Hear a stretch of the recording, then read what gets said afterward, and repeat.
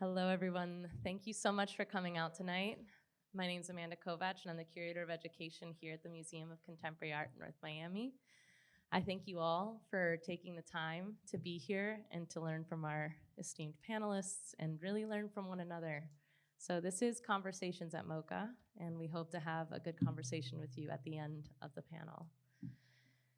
Before proceeding, MOCA acknowledges that we stand on the current and ancestral home of the Seminole and Miccosukee tribe of Indians of Florida. We further acknowledge the Calusa, Yaega, Miami, and Tequesta peoples, all historic caretakers of this land. We honor and thank them for their past, present, and future stewardship of Southern Florida. This evening, we welcome you to Conversations at MOCA, the spectrum of spirituality in diaspora. Juan Francisco Elso's art is deeply rooted in the rich traditions of Afro-Cuban spiritual practices and serves as a poignant lens through which we explore the relationships between faith, culture, and history. This evening, we are thrilled to welcome you to this dialogue between two artists who follow the lineage of Elso's work in their own formidable careers. This is the portion where I give flowers, and there's a lot of flowers to give. So, Alexandre Arrachea's work comprises of large-scale installations, sculptures, watercolor drawings, and videos that debate such issues as history, memory, politics, and the power of relations in urban space. Arrachea's mode of working is site-specific and makes him explore the ideological and philosophical legacy of surrounding context to create a more engaging interaction with the audience. His exploration of space contemplates cultural resonances implicit in architecture, from design to social value, and how these conditions in multiple readings.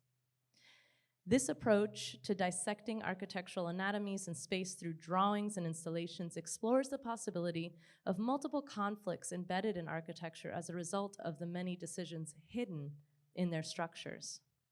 He is internationally renowned as one of the founding members of the Cuban collective Los Carpinteros, active between 1991 and 2003. Embarking on his solar career in the same year, Arrachea is widely recognized for No Limits, a monumental project composed of 10 sculptures inspired by iconic buildings in New York City and erected along Park Avenue, and Katrina chairs, erected at the Coachella Music Festival in Palm Springs, California. In December of 2020, he created Dreaming with Lions, an immersive rotunda resembling an enormous forum cum library installed at the Faena, Miami Beach, which some of you may have gotten to see. Carlos Estevez's work is animated by a deep interest in questions of human spirituality.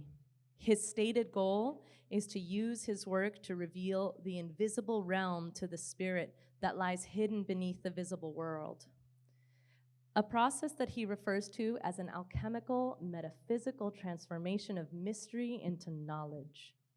The imagery that populates his paintings, drawings, and sculptures and installations bears a dreamy, childlike quality, with recurring references to marionettes, automatons, fantastical architectures, cosmic geometries, angelic beings, and strange, chimerical creatures.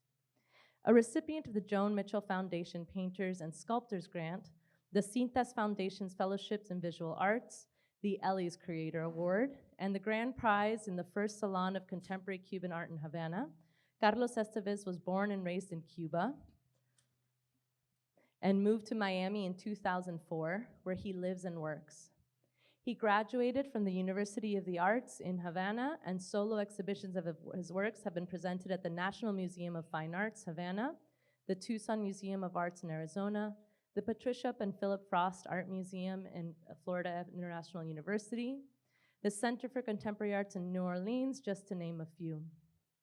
His works are included in numerous prestigious collections, such as those of the National Museum of Fine Arts in Havana, the Museum of Fine Arts in Boston, the Ludwig Forum, the Bronx Museum, and the Perez Art Museum, Miami, and many, many more. And now, our moderator, Dr. Eziaku Nwokocha is an assistant professor at the University of Miami. She is a scholar of Africana religions with expertise in ethnography and study of voodoo in Haiti and the Haitian diaspora. Her research is grounded in gender and sexual studies, visual and material culture, and Africana studies. Previously, Nwokocha held a position as the Presidential Postdoctorate Research Fellow in the Department of Religion at Princeton University and a visiting fellow at the Center for Culture, Society, and Religion at Princeton. She obtained a PhD with distinction in Africana Studies from the University of Pennsylvania, a master's degree in Africana Studies from the University of Pennsylvania, um, from the University of Pennsylvania, a master's degree in Theological Studies from Harvard Divinity School, and a bachelor's degree in Black Studies and Feminist Studies from the University of California, Santa Barbara. Nwokocha was a Ford predoctoral fellow during her PhD and a Ronald E. McNair Scholar as an undergraduate. She is the author of Voodoo in Vogue, Fashioning Black Divinities in Haiti and the United States, an ethnography of the study of fashion, spirit possession, and gender and sexuality contemporary in Haitian voodoo, exploring Black religious communities through their innovative ceremonial practices. This book is featured within the series Where Religion Lives. Nwokocha is currently working on her second book project, which is tentatively entitled Tell My Spirit, Black Queer Haitian Women Voodoo, which investigates Black queer women's interactions with Haitian voodoo divinities, their performance of ritual work, and their formations of religious communities in multiple locations, including Montreal, Miami, Havana, Paris, Brooklyn, and Northern California. Thank you all. That's a lot of flowers to give out. That is a lot of thank you all, and I can't wait to hear from you. Oh, thank you so much for the introduction, and thank you all so much for coming. I was just sitting here just thinking about all the greatness that's just on this panel. So, and I'm gonna just toot my own horn to say like, MOCA knew who they signed up for. Like, so we appreciate it. We appreciate it. I also just want to give a quick shout out to one of my colleagues I see at CK here from the University of Miami. Again, I'm just so grateful. This is my second year as assistant professor at the University of Miami. And what a amazing space to be doing such phenomenal work and thinking about Caribbean spirituality. And again, now thinking about art and culture with these two amazing panelists, Carlos Estevez and Alex Arechea, and host it that we can have a vibrant discussion about Juan Francisco Elso. So I just want to get just a quick hand, like who enjoyed looking around and watching and thinking about the art pieces? Like, wasn't that phenomenal? I mean, and so just getting this is coming from it's Black History Month, y'all. So there's gonna be a number of call and response. So if you see me asking you questions, just know that, and again, after we have our wonderful panelists that are gonna be talking, just know that I'm gonna be so grateful to hear some of your questions and comments and thoughts about the pieces, and especially thinking about the pieces of Alex and Carlos. So prior to this, y'all, we had two meetings, right, where we were able to discuss some of the inspirations of Carlos and Alex's work, and also their connections with Juan Francisco Elso. So I would like to start off by if we can do a quick introduction or a quick like where did you get your inspiration from? That would be helpful for us to get to know who you are and what makes you tick. And also, you guys will be just happy to see and happy to know that we also picked out, I mean, out of the amazing features and pieces that you all have done, that have chosen, we also have picked out like top 3 pieces that we want to discuss, right? From both Carlos and Alex, and also some of the pieces I saw that I wanted to discuss from Elso's work as well. So initially, let's just think about, so I'm gonna ask you this, Carlos, what is the inspiration? Like what drives you to do the work that you do, and it also, how has Elso inspired you? Um, Good evening, everyone, and thank you for being here. And also, I want to acknowledge the MOCA team who put a lot of effort and dedication to put this together. So for me, it's a privilege to be here talking about some a special artist for me because he was my professor and it was the one who introduced me to the fascinating world of art. So it's very emotional to be here presenting, supporting also exhibition, which, by the way, I think is extraordinary exhibition. Probably because the fragility of the pieces, they're gonna go to the places where they belong. And this is a unique opportunity. So you guys are experiencing something very special. So I have a short answer and I have two answers for your question. One is very specific. My inspiration, I got the inspiration from life. So the second answer is more thinking and divagation. And people tend to think that um, art is a blessing, but it's not. It's a curse. It's something that when you really into it, it's in your mind and you cannot stop it. And it's a lot of joy, but it's a lot of suffering because when I'm doing my art, I don't do drugs, I don't drink, but when I do my art, I go very high. It's like a traveling out of space. The problem is the landing when you go back. So it doesn't last very, it just for the moment of creation. So that's my. Yeah, I want to sit with what you just said because you just said a number of wonderful things that art is a gift and a curse. And there is almost like a trance. I'm adding words now, but would you say that there is an ecstasy or a trance state that when you go into the artwork? And is that built off of spirituality or is that built off of just how you're able to take yourself off into the work? I think basically is a relation with yourself and reality, and that work course will help me to introduce also the Cuban panorama of spirituality, which is the main subject here. Yeah. We have a saying in Cuba that who doesn't walk, run, because the Cuban history have a very important component. Cuba is very cosmopolitan because it was conquered by the Spaniards in the 15th century. They massacred the Indians, mostly exterminated Indian culture, just a few remains in the cave. But basically, Cuba is a mix between Europeans and African people. And the African religion was so strong that it's in our DNA. So the phrase of who doesn't walk run, it means that everybody is practicing. I mean, we have this sort of incorporated in our brain the magic thinking. And also because it's a poor country, and I can see it's a very strong phenomenon of spirituality in poor countries because people have to, they have time to be with ourselves, and also they are very inventive. I never seen something as powerful as African art because it's so connecting with the way of thinking, the way of believing, it's a way of life. So it's no contamination in between. Yeah, thank you, Carlos. That's a beautiful start, and I'm gonna ask you, Alex, the same question. So, what inspires you? What gets you to think about your work? And then, how has Elso inspired the work that you're doing, that you've done? Well, in my case, is kind of complicated because I'm here presenting the work of the team that I collaborated for. I mean, we started 30 years ago, and but also obviously talking about Elso, but talking about myself, who I am right now.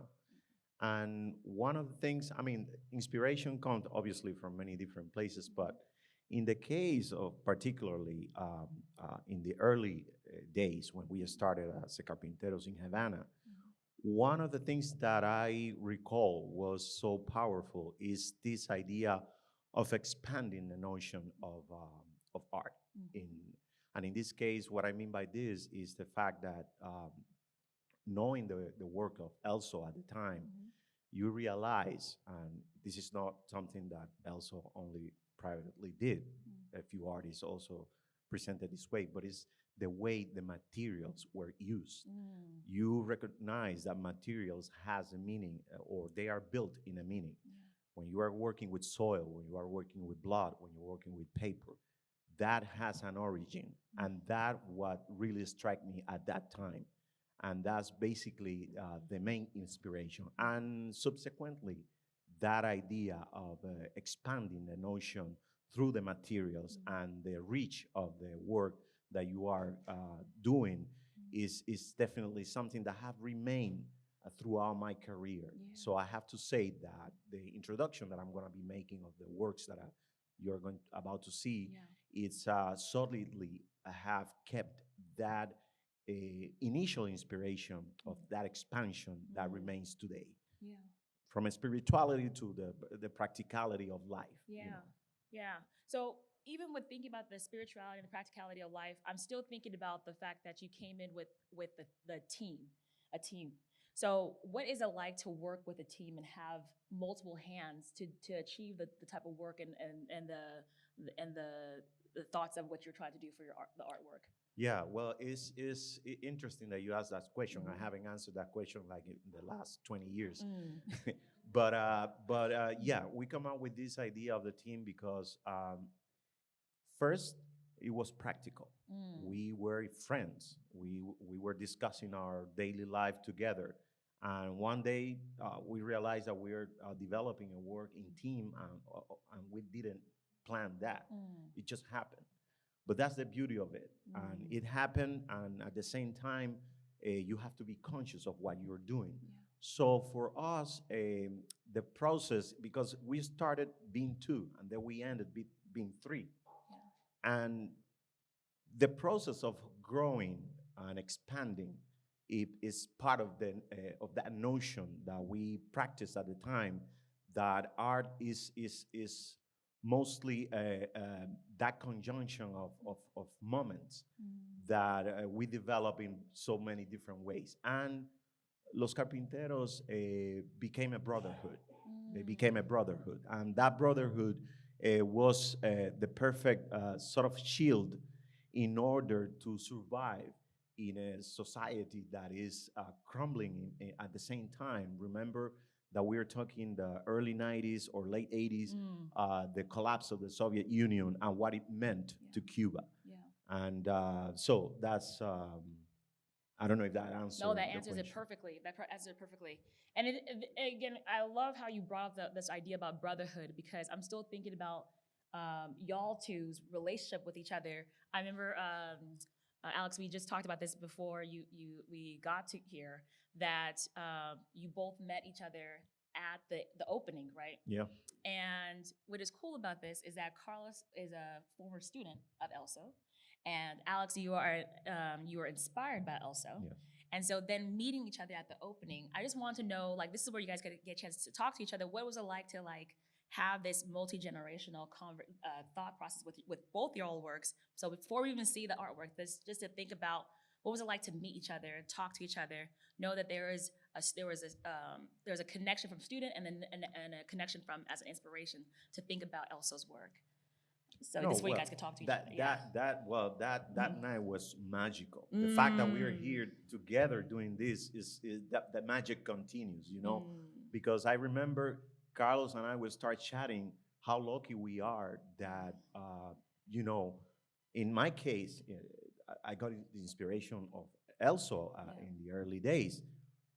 I never pictured myself being exhibiting with Elso. I mean, that was not something that I never pictured in my mind. And all of a sudden, full circle, we are here. We are presenting the work of Elso. We are presenting our work inspired by the work of Elso. So I think that says it all, in many ways. So and we discussed that night, and being here today is so crazy.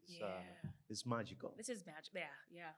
And I think I have the privilege of being his student. When I started to study art 11 years old, he was the person who teach me sculpture. And before that, I didn't know what art was about. I was just a boy. And I have more appreciation from the past. I mean, I was a boy playing, going to school, but at that time it was a peaceful period. Cuba was supported by the Soviet Union. So what years were that? So if we could get some that was, context. I started to study art 1981. 81, okay. So that's what I met Elso, and it was a group of professors, because at that time artists like Gustavo Costa, which is an artist, were professors. So what we get the best of them because they were the most important artists of their time. So we got the experience firsthand. And also, I want to tell that also and other professors create a group. We went once a month during the weekend to go to the nature and work with nature, and it was a fascinating process. But that was my personal experience that I consider a special treasure. But also, I think the legacy also goes beyond um, inspire all generation that come after and I think it's a particular artist of extreme importance because he died just 30 years Yeah. old. Imagine what his work will do later, but Yeah. I think he condensed several ways of thinking, religious, social thinking, and personal thinking. Yeah. So it was an incredible approach to the human existence through art. This is also I was going to ask you. I mean, from the time that you were doing the work in 1981, you had 7 years because Elsa passed away in 1988. So can you talk about more? What was that like with those 7 years? What is it like to sit with him, especially during the time that we knew that he had cancer, and that he was going through his own healing and treatment for his illness. Well, at the time that Elsa was a professor at secondary school, where I was a special school for art, as I said before, it was a very creative time. I mean, it was a lot of things happening in Cuba. I think it was probably the brilliant period of Cuban art, and it was incredible thinking back how cheerful the artists were. They open the house. They do something with the student. They teach firsthand. Even I with another college, we collaborate doing the real pieces of Elsa. We went to his house. I mean, we didn't have the dimension of what we were doing. We just having fun. But and then also went to Mexico, and then we lost track. And then when he came back, he was already sick. So it was very, very sad because it was. Right. So no, I was about to say that I arrived to Havana to study art in '86. Okay. So I saw Por America at that time. Obviously, I was not familiar with Elso's work. What I remember is being frozen in front of his work, not knowing why. And I think that obviously after I knew who he was, so you, or at least I recognized there was some kind of an aura around Elso already. And so like artists like Jose Bedia, for instance, also. And there you created sort of a bond in connection to their ideas of art through, like I was explaining before, the materials, because that's what strike you first. You know, then you recognize the other the essence of the work. Yeah. But I think as a student that you are eager to know how to do things, how to build things, you learn through that. And knowing that, like I said before, materials like blood is possible, that definitely brings something to your mind that it could be even greater than what you thought. You just wanted to learn how to paint beautiful things, but then you learn that there are artists that are expanding that notion. And that is what I have kept from that essence from those days until now. We're going to put a pin on what you just said about blood, the materials and the objects, and the use of work and how that has created some of the inspiration for the work that you're doing, because Absolutely. we're going to start moving to some of the pieces, but I just wrote it down and we're going to come back to that. And there's also another piece that Elsa has done, that there's blood and bodily fluids that we're going to that are working with. So I initially I'm gonna go back and just do three art pieces and then move on to the other. But I'm thinking that I want to go back and forth. So I'm gonna do one artwork from you, Carlos, and then I'm gonna do another artwork from you, Alex, and then so you guys might see me click over a lot of things right now. So bear with me. But let's see. Let's see. No, oh man, did I do this right? No. Oh, okay, okay. So Carlos, let's start with this piece, across the universe. Can you talk about the types of materials? What was not only getting the inspiration and also thinking about the spiritual impacts of the work that you've done and how that drives the type of um, um, formation of the work that you're doing, that you did. Well, the deal with the material is that in the precarious war in Cuba, you have to look around, see what you have, and see what you can do best with what you have. So that's why need is a mother of invention. So it's paradoxically, poverty is is a engine for creation because you have to be very inventive. So pretty much the material of my early work when I was in Cuba, I used it from falling buildings, the cedar wood. So this is made out of wood and fabric.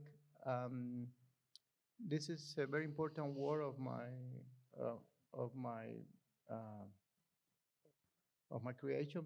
Um, it's my graduation piece from the ISA, a High Institute of Art in Havana, and it's a homage to the human universe, a spiritual universe. It has a candle and have a niche in illuminating the um, inner universe of a human being. So it's a human flying, looking for knowledge, try to understand him or herself. So the human figure. Who is this human figure? Is that It's just a human. Is this a human? Yeah. Okay, because I was thinking it was Jesus the first time, so I was gonna wait to ask you that. I was like, is this have like some Jesus connotation? Because if it did, I was gonna say, well, can we talk about the color of Jesus? But since you said to anybody, Well, I took advantage of the iconography of Jesus, represented humanity, but in this case, I humanize. It's a human. Okay, okay. That's very interesting.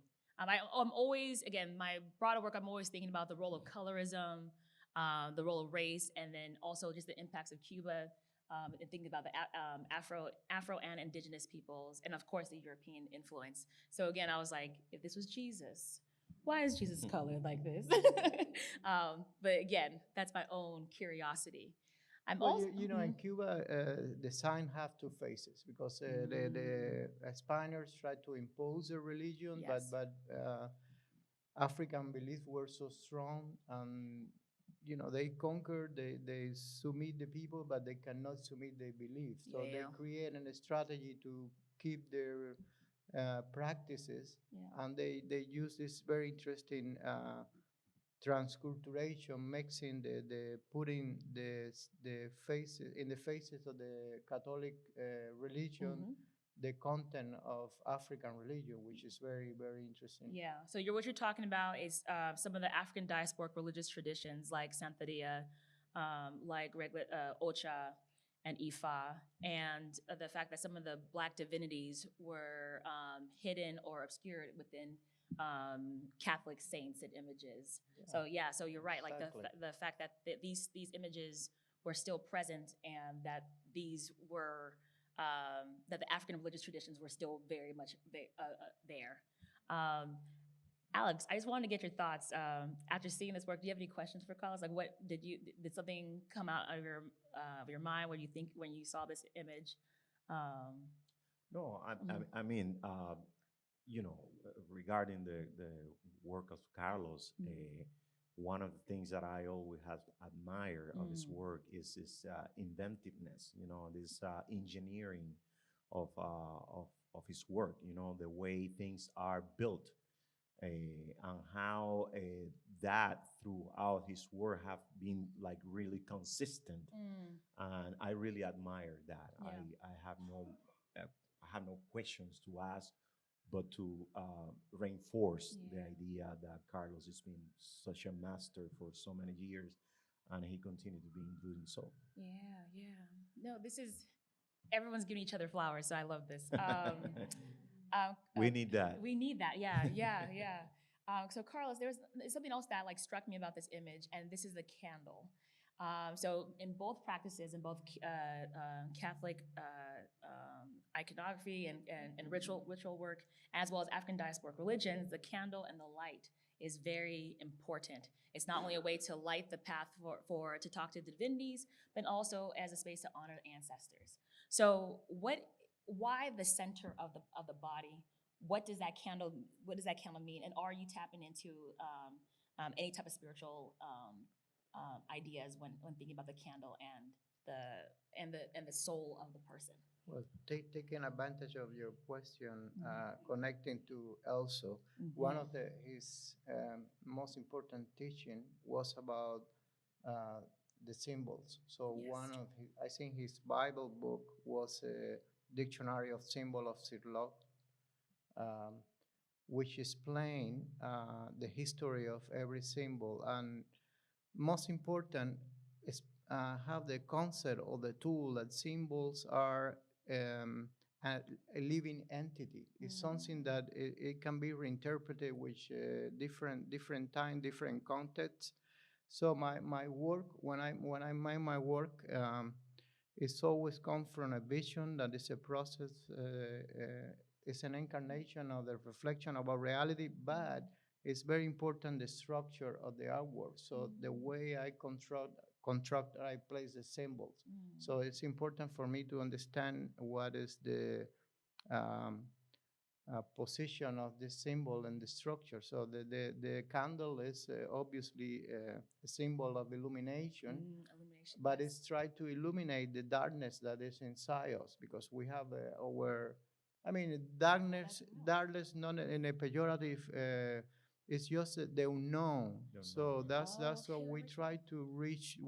Life is a journey, try to understand I ourselves. like that. Yeah. So it's everything we carry, every single human is a compound of experience, feeling, history. When you see a face, you don't see those, but you can feel it. We all carry an energy, and when we get older, the faces become like a map. So it's fascinating that if we have the empathy and sympathy with each other, we can feel the connection with the other humans. So Yeah. this piece is a homage to this spiritual universe that we Yeah. carry with us. I like the way that you brought up darkness, not as a sense of evil or a sense of malice, but as a space of thinking of the unknown. And that's something that I've noticed that in African diasporic religions, that there is a sense of there's not a perfect good or evil. There is a series of gray.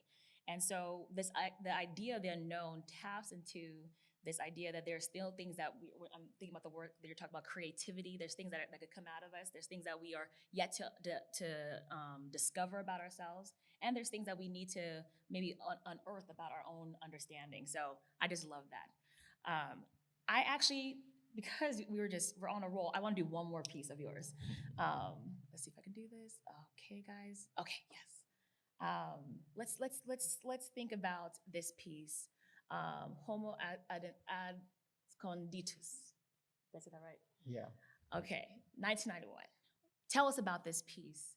And I see you smiling, Alex. I'm gonna come back No. to you. Yeah, no, I love seeing people's faces and how art inspires them. Well, So, this was very is inspired obviously in Elso, which was my early work is very connecting, as Alex pointed out, the symbolical dimension of the material were very important. So Yes. because every as you say, every material have a language. You don't say the same with wood or plastic. So it was very important in the process of construct the piece, selecting the materials. But going to the piece, homo asconditus is in Latin mean hidden man. Well, I was talking about the most important of every person, the treasure that we carry is inside. Nobody can see it. So this is a kind of homage to the spiritual power. The other one was a homage to the universe of human, but this is about the power. So it's a transparency of three symbols: a shield, a chandelier, and a heart. So you hardly can see a human hidden behind. We have a lot of scars because when we see a human, we don't know what every human have been passing through. And we still standing. We are around each other, like gravitating as a universe, and that's the power of the human spirit. Yeah. And this piece was made with the wood of the walls of my room. Of your So room back in in Cuba? Cuba, yeah. Wow, wow, wow. And it was also part of my graduation thesis of the Higher Institute of Art. Now I'm just nosy. Did you pull the wood from the house? Like, was Yeah, it already like I coming did. down? I Or did. I You did. were just I did. banging into Well, your room. well, I was living in an old house made out of Okay. stones, and they have like a fake wall. Oh, okay, okay. So I was needing the wood, and I And you were took like, it. "This is what we're gonna do. Yeah, Take it from yeah, your house." Yeah. Now, if we go back to your house, will we be able to see, like, is there a hole in the wall, or is the house still there? I took it out, and I work on the real wall behind. Okay, okay. Yeah. Now, one of my last questions, and Alex, I want to get your reaction to this piece, but is the number of candles that are there. Is there a particular reason that you have the amount of candles? Is there a symbology? We're thinking about symbols. Is there a reason for the amount of candles that you have? Or is it just the placement of the candles on the? It's an average of age that people live. Okay. Yeah. What's the age? It's 70. Okay. That's interesting. Yeah. So basically, what I'm also hearing is just where we hope that a human person can finally like end or reach to. Reach to. Yeah. Yeah. Okay. Alex, did you have any thoughts? I saw you smile. Was there like a thought that came to your mind? No, I smile when you were trying to pronounce Ascondibus. Oh, man. Yeah, I am struggling. And again, can you tell us what this means in Latin again? Hidden men. Hidden men, okay, Yeah. okay. All right. So, Alex, let's go to your pieces. And we're going to come back to your last piece. Yeah, leave it there. Oh, oops, excuse me. There. Okay. You know, the reason that I chose that image is, is two of the carpinteros. The third one is Fernando Rodriguez, a very good friend of ours, working at ISA, just at the patio of the school where we are studying. You know, this is 1990. Obviously, the scarcity of things is already visible, palpable, and so you are thrown in that realm of finding things. Like just Carlo was explaining about that piece of wood that he took from the house. You have been thrown into that situation in order to provide yourself with materials in order to build your work. But obviously, in the beginning, because you are forced into that situation, you are not conscious of what you are precisely doing because you are just trying to find materials until you recognize that the materials that you are choosing has a history. And that history, you can make it visible through the work you are doing. And of course, because you are thrown into that sort of a scarcity moment, you start wandering around, and there is some kind of connection with a sort of a primal idea of existing. And this idea of finding things, around, it connects you with Mother Earth in a beautiful way. Obviously, you don't recognize that at that moment. You're just trying to survive. But one thing that we started to be conscious is that where we are taking this wood from is important. And that's when we start giving names to things. And going to an abandoned house from a family that left the country and moved to the US or Europe, it has meaning. And that's is not only cedar wood, it's cedar wood from this specific house. And in a way, you are trying to rebuild a history with the remains of that situation. And so the sort of the skull of the country, you are taking the bones in order to rebuild a new object, and that object refers to that past that have been abandoned and gone in a way. So in that sense, I think that those early days, they owe a lot, obviously, to the situation that we are experiencing. But as I was explaining before, when you recognize as an artist, as Elso, uses materials, and the symbolism of that material is important, we try to grab that essence and try to give meaning to that material where it comes from. I can tell you just a brief story. We are, that year we decided to go to the forest and just cut a tree. You know, we didn't know how to cut a tree. We just have a hatch and the desire to cut the tree. We cut the tree fell. We did it near the Kivu River. People from Havana knows what the Kivu is. It's a very polluted river. The tree fell and actually created sort of a bridge to the river. And when that tree fell, it's a huge tree. We didn't know what to do. So we decide we better go back to school, and we think about it, and then we come back tomorrow. We come back next day, and the tree is gone. The tree is gone. And we are like, what the hell? Who took that tree? Yeah. What happened? There was a storm, and the river flooded and took the tree away. When we realized that, we start like walking, down the river, looking for the tree. We didn't find the tree. We barely found a branch of the tree. And we look at each other and we say, okay, do we take it or we leave it? No, we work hard for this. We are gonna take that. So we jumped. We're gonna take the branch. We jumped to the river. You jumped in the river. Wow. The polluted river. Yeah. I mean, like the idea of just getting a scratch, and with that polluted river, it was like really scary. But we didn't, no matter what. We jumped into the river. Wow. We took the piece of wood. When we realized it was so heavy that we couldn't do that ourselves, so we get out of the river, went to school. We asked for help for a tractor to pull the trunk or the branch out of a river. We brought that branch to the school. We put it, you have, as you're learning that you have to put it in a safe space to dry slowly, and we let it dry for a month, and then we decide to start working with that wood. That branch, it was kind of rotten. There was nothing that we were able to actually use, so we ended up having just a few pieces of wood out of that branch. And that leads to the next picture, because I'm gonna go straight to that. with that wood, we built that piece. Wow. That is the meaning of recognizing, the background of that wood in this case. Wow. And that is why that object is so meaningful, because it comes from that moment of scarcity, and you have to survive. You build something, and then you recognize that story is part of the work.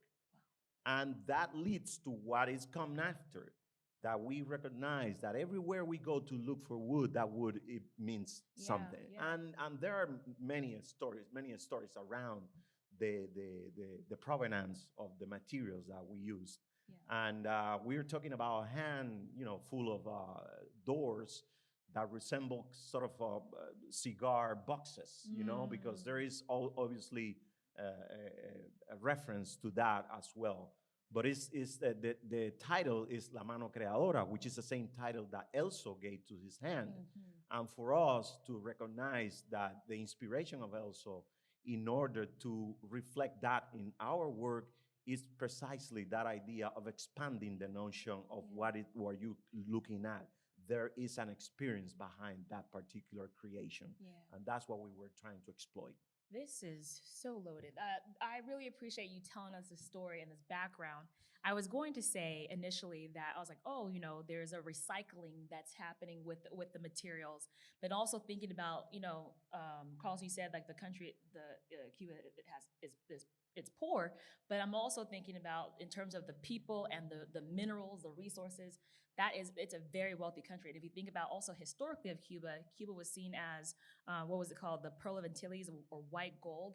It has so much resources and materials. So even thinking about the use of wood, wood has so many, like there are ways that people honor different sacred trees and are using the wood for not only to warm themselves, but then also thinking about artistic representations. So I would love to hear um, in this story that you told us about the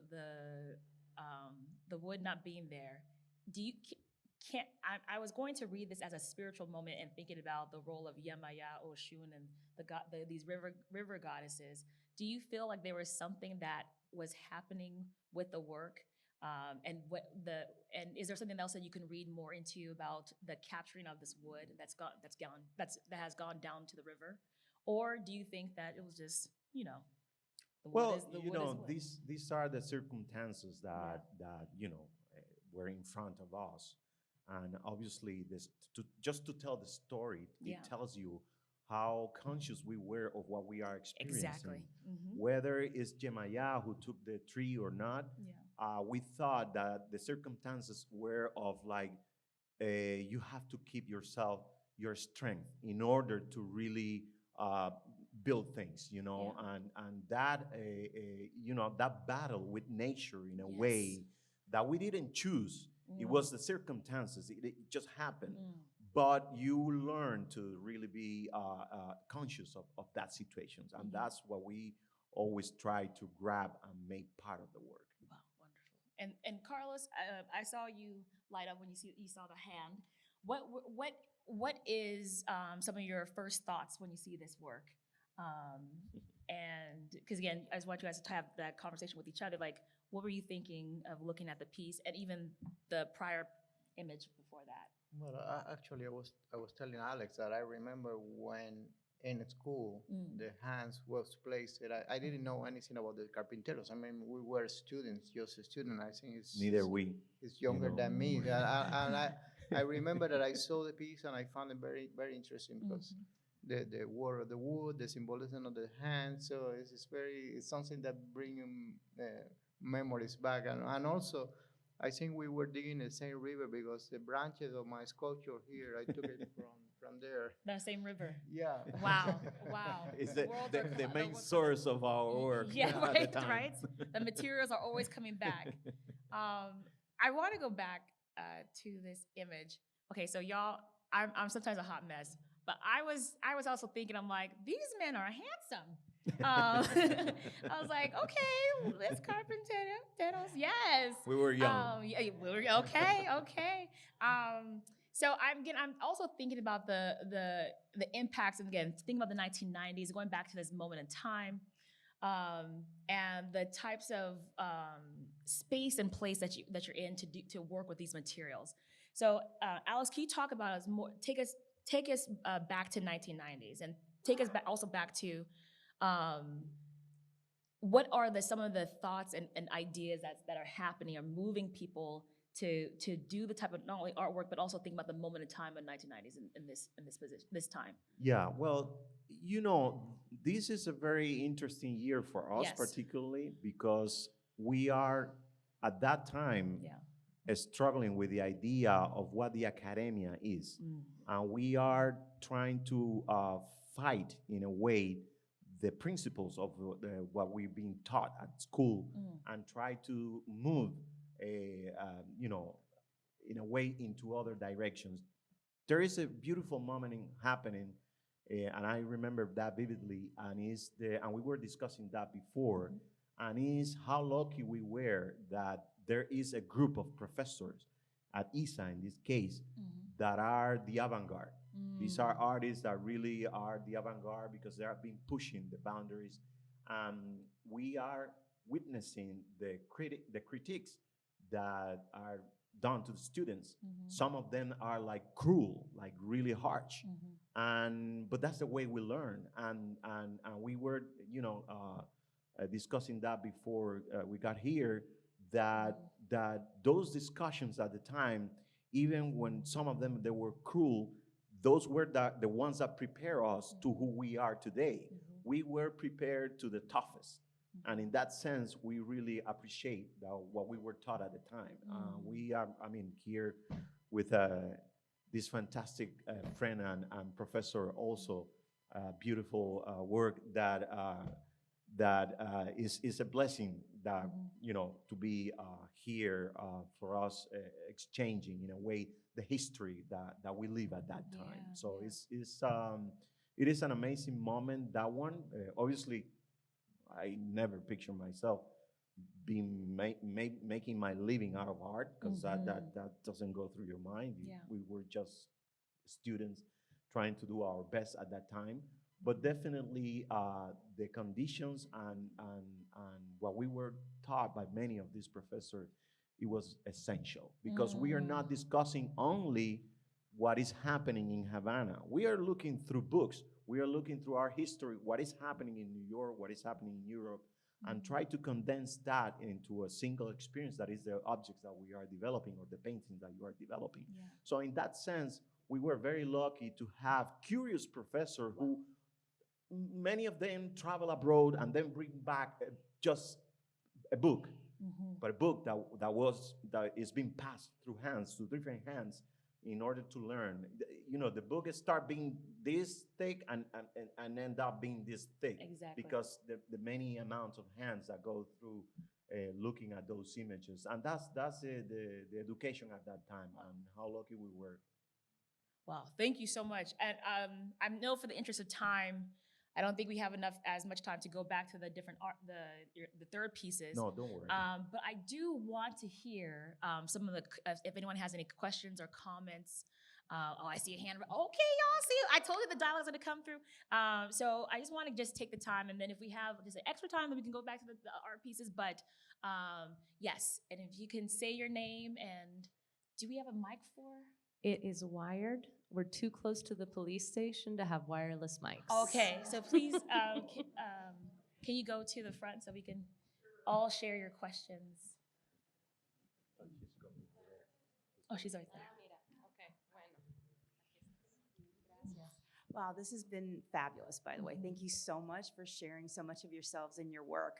I was curious, while you're sharing the history and the thought process that went into your works of art, there's a lot of personal history that you've imbued into this work, certainly a lot of passion and emotion.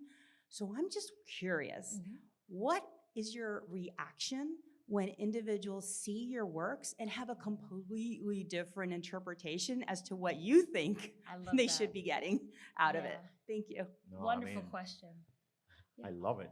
Yeah, so you love the different I reactions. love when people get their own thing, because as an artist, obviously it's very difficult to people to step on your shoes, and that's your personal. When we create art, we do it in a way for ourselves, and then we share that experience. And if someone catches what you were thinking of, wow, that's brilliant. But normally, I love the idea that people get of my work in a better way than what I actually did. So it's a thing that travels both ways. Now let me ask you, Alice, before I get to you, Carlos. I just finished a book, and I'm now at this point where I see people are reading the work, and then they will take something that I said and turn it into a whole other place. I think you're really kind and generous to say, oh, that's nice. Has there ever been a moment where you're like, is that what you got? Like, I can't believe you have this. So I'm like, this is the gray moment that I'm thinking of. This is like, there's sometimes I'm like, why would you, that's not what I said. So does that happen? And I'm gonna ask that for you, Carlos, as well. Like, just going along with your question. Well, I think that's the magic of art. And art is made by an individual and is received by other individuals in different times. And the way art transcends context and time is incredible. But I think is everything is concentrated in the power and the energy that art can contain. So it may be different interpretation, but that's good Yeah. because it means it's alive. It's Sure. something that evolved with time and people can see with a different way. For instance, I cannot find a better explain than classic music. It's a system of emotion, and you get transported into other people's feelings that it doesn't need explanation. You just in the presence of the divine.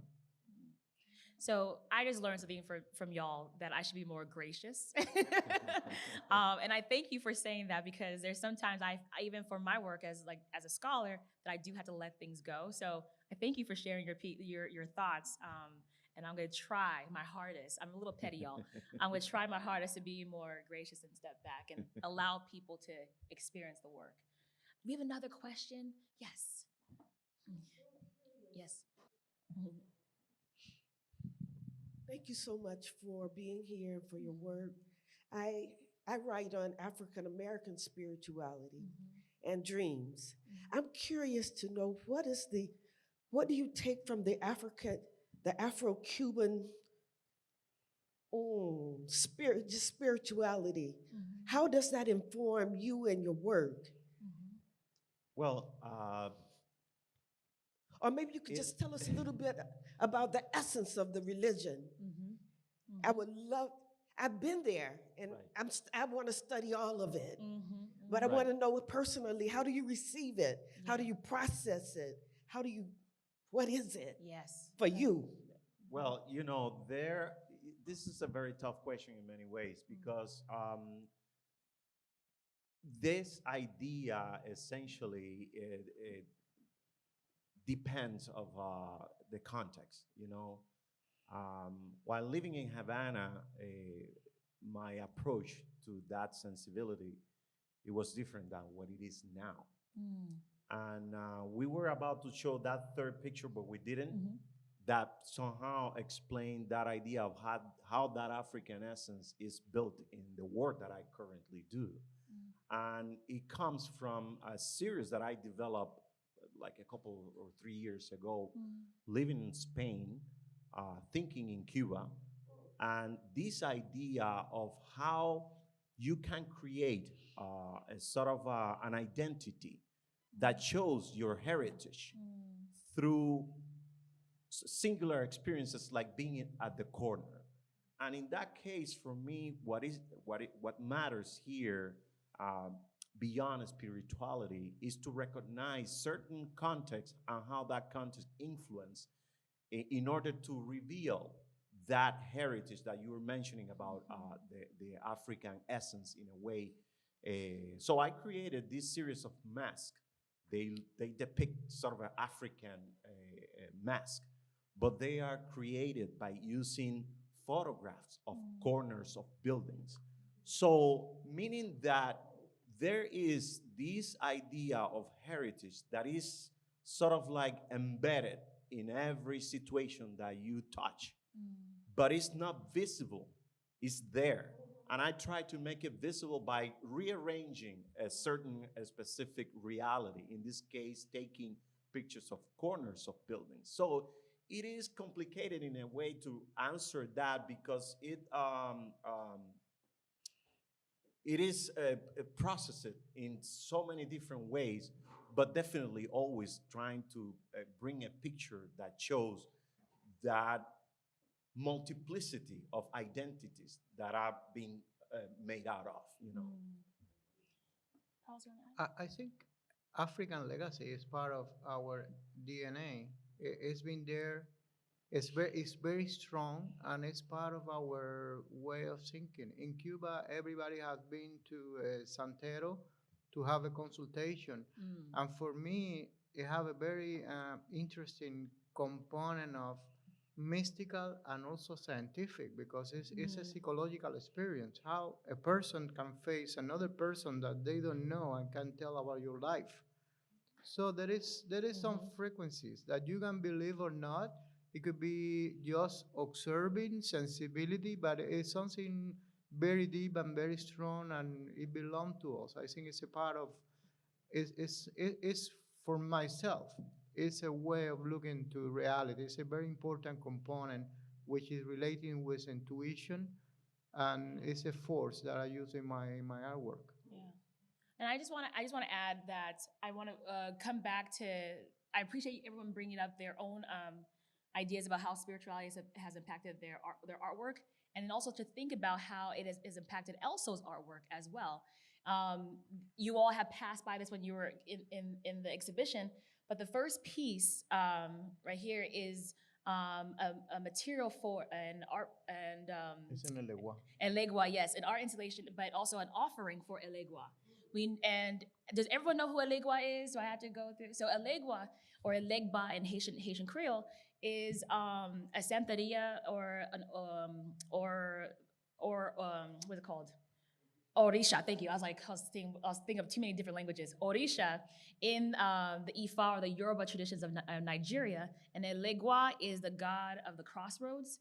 And we know this is for the gods for the crossroads because of the materials that are used for Elegua, and that is clay, cement. There's two shells for the eyes, and there's like this clay pot that is used. And so, in terms of the offerings that are given for Elegua, it could be candy, toys, some cornmeal, and the next piece that's right next to it is for Ogun, and Ogun is a god of war. And again, when we think about African diasporic religions, African spirituality, there are things that are happening in Cuba that's also happening in Haiti, that's happening in Jamaica. So again, what also is also bringing is this transnational religious understanding of these divinities and how that also has impacted African diasporic peoples as well. And so Ogu, we know this is for Ogu because he's a god of war, and there's a prendas or an offering that's there, and it has some iron and some metal and a sword inside it.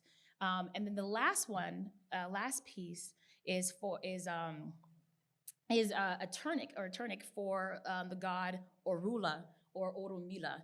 And we know this is for Orula is because of the colors. So in my work, I talk about some of the ways that the colors, how you could think about some of the divinities because of the colors. So yellow and green also symbolize the god of wisdom and also the god of healing. And so within that pot, there's offerings that are made for Orula, and that is like coconuts, candles, palm wine, and he's also a diviner. So I'm also thinking about, so to answer the question about like how spirituality has impacted people and the speakers, I'm also thinking about for Elso, who by the end of his life, he was initiated into Santeria, and he was drawing on ways of healing and spirituality for his own illness as well. So thank you so much for bringing up that question. Yes. Hi. I'm also really interested in this question, and I noticed in the exhibition they said Bedia was initiated into Palo, and Elsa was into. Was that discussed in school in your school, and was that part of the discussion? Because we're Cuban also, and I know that for a long time during the system they rejected any talk of religion. And so was that something that was starting to flourish, this acknowledgement of the spiritual side of things? Was that discussed in art school as well? Or was that part of the conversation of the spiritual, traditions of Cuba that it was happening during that era, or did that, or was that just a personal thing that these two artists went through? I was struck by that. I thought that was That's an excellent question. No, officially in the education system, all kind of religion were kind of forbidden. I mean, it was not, but they don't teach that. Well, that connection, it was personal. Everybody, totally as I personal. said at the beginning, everybody have a relationship. Everybody was like dealing with their personal. It was like going to the doctor, just a mystical doctor. But official, I mean, the government never give credit. Right now, when the Pope went to Cuba, now the Catholic went more official, but it was not well seen that people going to the church or going to this African practice, but everybody was in that. I mean, it was kind of secret on sightseeing. Yeah. Interesting. Oh yeah. Yes. Yeah, That's a well, good question. the same here. You can see all this botanical store, and where there Mhm. is a demand for that. There's So a there's high a lot of demand. doctor. High demand. Yeah. Alex, do you have anything else to add? Like back for your training, was spirituality a part of it as well? Well, You know. as a young boy, of course, my first time that I went to a santero, I was 9. So you guys both went to Santeros. Of course. Like that's just what you do. Of course, That's that's so what you do. Yeah. Okay. Okay. That's awesome. That's an experience. That it's an experience. If you Yeah. believe or not, it is an Mhm. incredible experience. Yeah. Yeah. Do you have another question? Yes. This question is for Carlos. When you opened up, and it's going to stay on the spiritual side, but it might be more personal. But you opened up and you said at the beginning that that your work is about art and the cuts and the bruises of life. And then you mentioned yourself personally that you don't do drugs, you don't drink, and like if the artwork is your escape or maybe your drug for lack of a better word. And my question to you is, you ended that statement with saying it's like controlling the crash landing, right? Mhm. So why why do you have the sense that it's a crash landing? Is it the times that you went through when you're doing the work, or is it maybe as you're doing your art, you have anxiety and stress about where you're going next or where you're getting the materials from next? So Well, that's my question. creation Yeah. is a very anxious experience Mm. because it's like a giving birth. So you have something in mind and you have to see it in real, and sometimes it may take time. It may take sometimes years Mm. to make it done, and also to mature the ideas in your brain, and then to make it physically. I was referring into the crash landing as a contrast of where when you are immersed in the creation process, you are in a very special conversation. Then when you go back to real life, it's it's it's complex. It's not the same level. I mean, it's like a divine frequency and going back to earth and then get adapted to earth. That's what I mean. It's not in a traumatic. I'm not a traumatic person or anything like that. I just suffer the process of creation. Also, sometimes it's very frustrating when you don't get things the way you want Yeah, to be, results. and you have to go back and elaborate, and it's very complicated. I want to ask another question, just a follow up, because you're thinking about the process of creation, and you talked about this being an anxious feeling. And I was still thinking about our scholar here, Phyllis Baker, Professor Phyllis Baker, who is a professor at FIU, and she talks about the psychology of dreams. And I even see that in my work within Haitian Vodou, the impacts of dreams. Dreams are the conduit to think about the connections of the divine. The divine could speak to people, and there's also a place that you can process your innermost thoughts and feelings. So my question to both y'all is: do you dream? Do you dream about the artwork? Has there been a spiritual entity or idea or manifestation that has had a conversation with you? And if so, how has that inspired your work? Well, the word that Let's that go to you it. are not the other word that you was gonna show actually contain a bunch of diary of my drinks. I think drinks are an incredible. Well, that's it. Oh, wait. Oh, excuse me. This one. Yeah. Yeah, sorry about that. Yeah, Yeah. that one is the encounter of souls. So I've been collecting objects because Alex referred before about the energy that objects contain, because objects were created in somebody's mind, but also inhabit a place. It was part of life that you don't see, but it's there. It's a container. It's like a witness of a drama. So for me, I get connecting with that drama, and my mission here was connect all these objects that came from different life, even from outer space. There is a meteorite in the Meteorites. piece, and some teeth on children, but also contains in the drawer and the and that part is a diary of my drinks, because drinks are incredible source of information, Yeah, and I use it on my artwork. Sometimes even I stole word from the future that I drink with work and I make it. You know, I call those a bonus, because it was not part of any software. I just get it for free, my drink. I take note. So I exercise and I get some improvement, because when you get into your dreams, you are expert on that. Uh, you are conscious. You have something focus, and I try to every morning. I have my diary. The first thing I do in the morning is collect. So what I also during the dream, I try to connect with subjects that will help me to go, because the memory of dreams are very fragile, so it tends to disappear very fast. But I connect into a keyword. So at next morning, I catch all those fragments, and I've been improving, and they are incredible. Sometimes they are just simple dreams, but the association of images and circumstances and the encounter with people that I don't know, but they are so vivid. And people who are already dead, and sometimes they give me some messages. So, ancestors. yeah. This one is a very funny one. I had a dream that I visited an exhibition of an artist, and I was amazed by the works that I've seen. And who's this artist? Who created this? Then I look around and I see no one, and I said, "Well, those are mine. I take them." So it's this idea of experiencing, seeing something exceptional, but then you realize there's no artists around. So they are mine.